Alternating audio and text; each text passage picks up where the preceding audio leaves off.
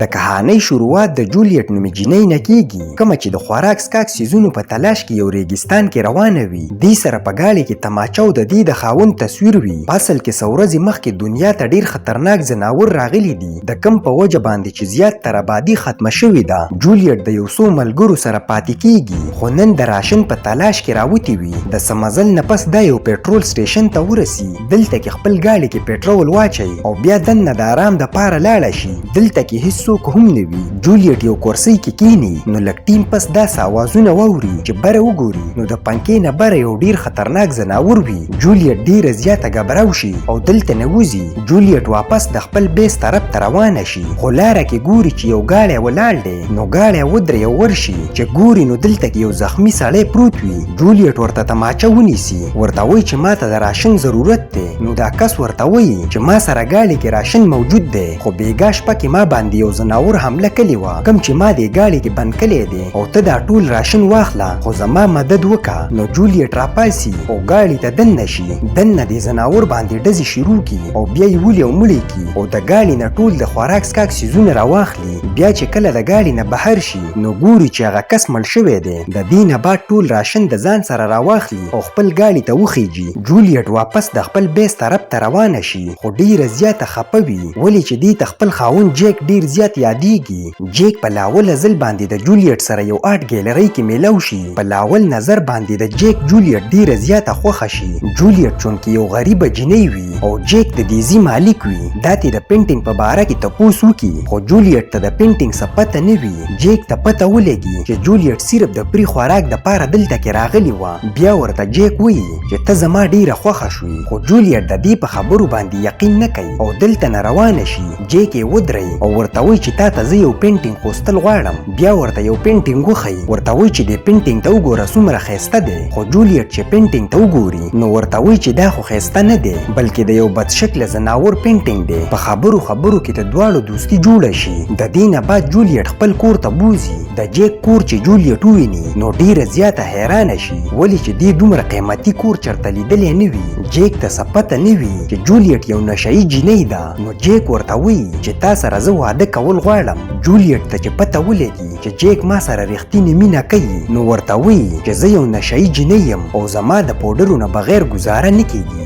بیا په خپګان کې دلته نه روانه شي. په دې باندې جیک ډیر زیات خپه شي. خیر څو ورځې پس جیک د جولیټ خواته لاړ شي او ورته وایي چې زه ستا مدد کولی شم، تا زه د دې نشې نه اړولی شم. خو جولیټ په نشه کې دومره ډوبه شوې وي چې د دې بېعزتي وکړي او دلته نه ولېږي. خیر په سباله باندې جیک ته څوک دروازه وټکوي، دا چې څنګه ګیټ کولاو کړي نو ګوري چې جولیټ ډیر په بد حال کې دلته کې راغلی ده. جولیټ د غونډګانو نه وهل خوړلې وي، د کومو نه چې به دې نشه اخیستله، ولې چې جولیټ هغوی له پیسې نه ورکولې. خو بیا یې هم جیک ولمبوي او صفا یې کړي. په سباله باندې یو ځل بیا جولیټ دلته نه د تښتېدلو کوشش کوي، ولې چې دا خو د نشې عادي ده او په هر حال کې نشه کول غواړي. خو جولیټ یې بهر نه پرېږدي، نو دا د دې د کور ډیر څیزونه مات کړي. دغه شانته کې یو څو ورځې جیک په خپل کور کې بنده کړي. د دې نه بعد جیک د جولیټ سره واده وکړي او دې له یو نوی کور واخلي. د دې دا خیال وي چې هلته کې به جولیټ د نشې نه واوړي. جیک د جولیټ سره بې انتها ډیره مینه کوي.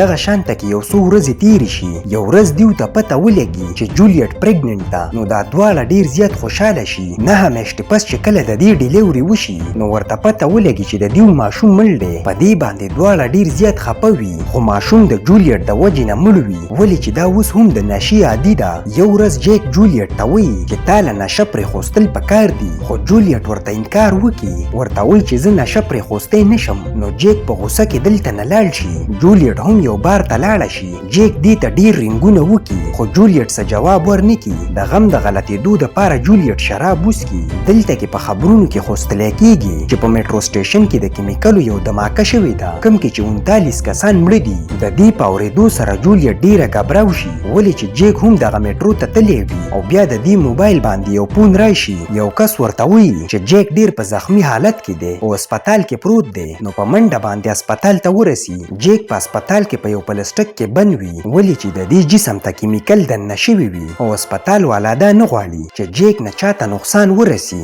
جولیټ چې جیک وویني نو ډیره زیاته خپه وي، خو جیک د دماکې نه پس خبرې کولی نشي. خیر په سباله باندې چې جولیټ دوباره راشي نو ګوري چې دلته کې جیک نه وي. هسپتال والا دا دلته نه لرې کلی دی ولې چې د جیک جسم کې کیمیکل دننه شوي دي. جولیټ په جیک پسې ډیره زیاته خفه وي او ډیره زیاته جاړي ولې چې جیک یو داسې انسان و کوم چې د جولیټ سره د زړه نه مینه کړې وه. خیر کهاني واپس پریزنټ ته راځي. جولیټ د جیک تصویر ته ګوري دې کې د دې سوچ د ډرایوینګ نه واوړي نو د دې د ګاډي اکسیډنټ وشي او ګاډی واوړي. لږ ټیم پس چې جولیټ په هوش کې راشي نو ګوري چې د دې وخپه ماته شوې ده او دې ګاډي کې پساو شوې ده. خو جولیټ خپله خپه په څه ناسه طریقه باندې د دې ګاډي نه راوباسي بیا د دې د بره شراب واړی او بیا یې وتړي. د یو ډیوایس په ذریعه باندې دا د خپل بیس سره د رابطې کولو کوشش کوي خو د بل طرفه دې ته څه جواب میلاو نشي. دې کې یو خطرناک ځناور د دې طرف ته روان شي. جولیټ په جلتۍ کې تماچه راواخلي خو دا ځناور دې ته نږدې شي خو دې ته څه ضرر ونه رسوي او واپس دلته نه روان شي. نو دې ټیم کې د دې ریډیو چالو شي. جولیټ ډایرکټ دا ریډیو راواخلي او د دې دا بټن بند کړي چې دې ځناور باندې د دې اواز ونه لګي. په ځناور باندې چې اواز ولګي نو واپس راتاو شي. جولیټ دا ریډیو بهر غوزار کی. ځناور د ریډیو خواله راشي او راویخلي او لرې غوزار کی. خیر څه ټیم پس چې جولیټ ته پته ولګي چې ځناور دلته نه تللی دی نو خپل ریډیو پسې بهر وځي.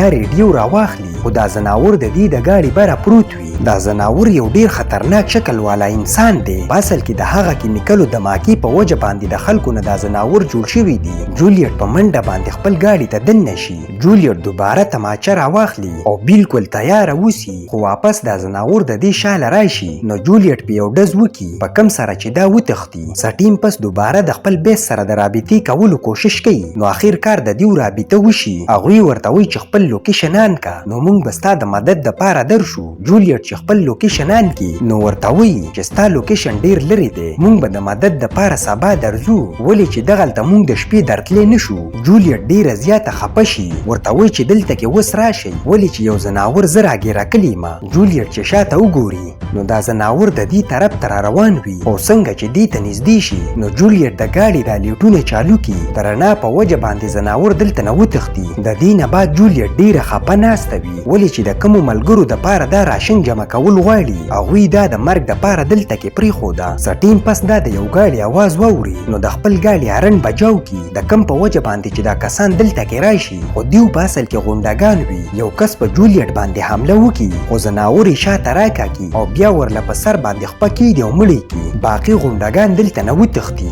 جولیټ ډیره بېوسه ناسته وي بیا د دې ځناور د وژلې فیصله وکړي. دا د ګاډي نه بهر شي او بیا یو ډبه باندې پیټرول واړی بیا یو بتۍ ولګوي د کم په وجه باندې چې دا ځناور د دې طرف ته را روان شي. څنګه چې دا ځناور دې ته نږدې شي نو دا دغه ډبه راوچوي خو دې کې دا ځناور اوس هم بچ شوی وي. جولیټ په ډزې وکړي ویولي. د جولیټ دا خیال وي چې ځناور مړ شو نو دلته کې سملي. جولیټ ته پته ولګي چې لږ ټیم پس بنور راوخیږي د کم په وجه باندې چې نور ځناور دلته کې نشي راتلی نو دا سملي خو دا ځناور اوس هم مړ شوی نه وي. دا د دې خواته نږدې شي نو جولیټ راپاسي او دې ته تماچه ونیسي او څنګه چې دې باندې ډزې کوي نو د دې تماچه کې ګولۍ نه وي. دا ځناور د دې د بره راشي خو دا دې ته نقصان رسول نه غواړي. د دې د حرکتونو نه جولیټ ته پته ولګي چې دا خو جیک دی کم چې د شپې د دې حفاظت کلی دی. جولیټ ډیره زیاته حیرانه شي ولې چې جیک د دې سره دومره مینه کوي چې په دې حال کې هم د جولیټ خیال ساتل غواړي. دا دې له غاړه ورکي.